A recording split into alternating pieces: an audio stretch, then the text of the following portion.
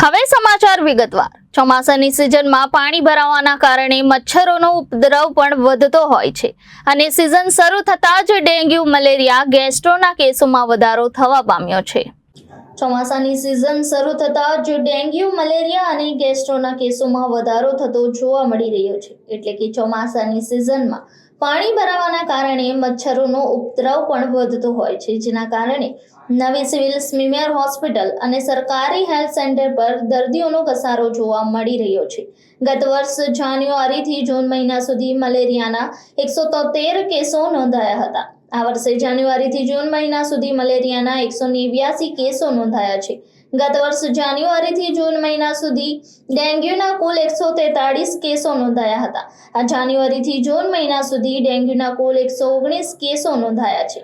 ડેન્ગ્યુના કેસમાં ઘટાડો થવાનું કારણ પ્રી મોન્સૂનની કામગીરીમાં 445 જેટલી ટીમો સુરતમાં અલગ અલગ વિસ્તારોમાં સર્વે કર્યું હતું, જ્યાં અલગ અલગ બાંધકામ સાઇટ ઘરોમાં મચ્છરોના બ્લીડિંગ શોધવામાં આવ્યા હતા, જેમાં છેલ્લા 14 દિવસમાં બાંધકામ સાઇટ તેમજ અલગ અલગ જગ્યા પર દંડનીય કાર્યવાહી હાથ ધરવામાં આવી હતી। એમાં છેલ્લા 2 માસમાં આરોગ્ય વિભાગે 15 લાખનો દંડ વસૂલ્યો છે, જેના કારણે સરકારી તેમજ પ્રાઇવેટ હોસ્પિટલો ડેન્ગ્યુના કેસોમાં વધારો જોવા મળી રહ્યો છે, જેના કારણે ફક્ત 15 દિવસમાં જ ડેન્ગ્યુના 39 જેટલા જ કેસો નોંધાયા છે।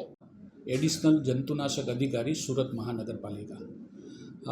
સુરત મહાનગરપાલિકાએ ખાસ કરીને ચોમાસા અને ચોમાસાની બાદ મચ્છરથી ફેલાતા જે રોગો છે, મેલેરિયા, ડેન્ગ્યુ, ચિકનગુનિયા, આવા રોગોને નિયંત્રણ હેઠળ રાખવા માટે એક ઘનિષ્ઠ ઝુંબેશ લગભગ એપ્રિલ મહિનાથી ચાલુ કરેલી। એપ્રિલ મહિનાથી જૂન મહિના સુધીમાં અમે લોકોએ પ્રી મોન્સૂન કામગીરીમાં લગભગ 78,000 જેટલા નાના મોટા કન્ટેનરો, જેની અંદર માટલા આવે, ટાયરો આવે, નાના ડબ્બા ડૂબી આવે, કલરના ડબ્બાઓ આવે, એવી જે પણ વસ્તુઓ છે કે જેમાં વરસાદનું પાણી ઘેરાઈ રહે ને એમાં ડેન્ગ્યુના મચ્છરો નહીં થાય, એના માટે એડવાન્સમાં અમે એનો નિકાલ કરવાની કામગીરી કરેલી અને એ કામગીરી હજુ પણ અમારી ચાલુ જ છે।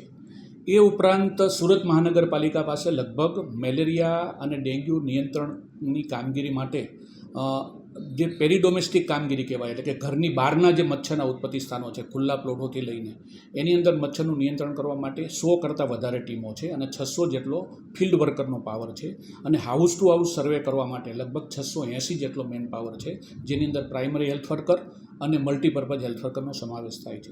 સુરત મહાનગરપાલિકા દ્વારા દર અઠવાડિયે 5 લાખ કરતાં વધારે ઘરો, એટલે કે 2 અઠવાડિયામાં લગભગ અમે 11 લાખ જેટલા ઘરો કવર કરીએ છીએ અને એની અંદર દર અઠવાડિયે અમને 5,000 કરતાં મચ્છરના વધારે ઉત્પત્તિ સ્થાનો મળે છે, જેનો નિકાલ કરીએ છીએ।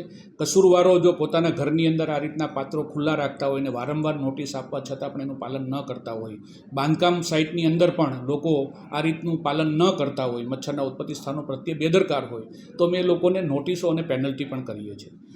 ગત 2 અઠવાડિયા દરમિયાન લગભગ સુરત મહાનગરપાલિકા દ્વારા 2,000 કરતાં વધારે બાંધકામોની અંદર તપાસ કરવામાં આવેલી, જેમાં 500 કરતાં વધારે બાંધકામોમાં મચ્છરના ઉત્પત્તિ સ્થાનો મળેલા અને એ 500 મચ્છરના ઉત્પત્તિ સ્થાનોની સામે અમે લગભગ 15 લાખ રૂપિયા જેટલી એ લોકોને પેનલ્ટી પણ કરેલી।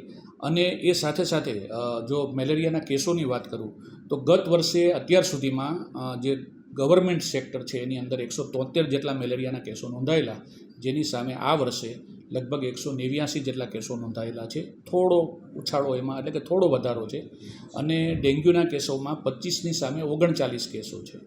અને પ્રાઇવેટ સેક્ટરની જો વાત કરું તો ગયા વર્ષે પ્રાઇવેટ સેક્ટરમાં 480 જેટલા કેસ હતા મેલેરિયાના, એની સામે 309 કેસો આવ્યા છે, એટલે કે પ્રાઇવેટ સેક્ટરમાં મેલેરિયાના કેસોમાં ઘટાડો છે। એવી રીતે ડેન્ગ્યુના કેસો પણ ગયા વર્ષે પ્રાઇવેટ સેક્ટરમાં 143 જેટલા આવેલા, એની સામે આ વર્ષે 119 જેટલા કેસો છે। એટલે પ્રાઇવેટ સેક્ટર જે ખરું તેમાં મેલેરિયા ડેન્ગ્યુના કેસોમાં થોડો ઘટાડો છે। સુરત મહાનગરપાલિકા દ્વારા આ કામગીરી થ્રુ આઉટ યર, એટલે આખું વર્ષ કરવામાં આવે છે। એટલે આ કામગીરી અમારી આ રીતની હાઉસ ટુ હાઉસ સર્વે અને બાંધકામોના સર્વેની સતત ચાલુ રહેશે અને સુરત શહેરમાં આગામી મોન્સૂન અને પ્રી મોન્સૂનમાં કોઈ મોટો રોગચાળો ન થાય એના માટે વીબીડીસી વિભાગ સતત હાઉસ ટુ હાઉસ સર્વે કરીને, બાંધકામો સર્વે કરીને મચ્છરના ઉત્પત્તિ સ્થાનોને નાબૂદ કરતું રહેલું છે। Thank you.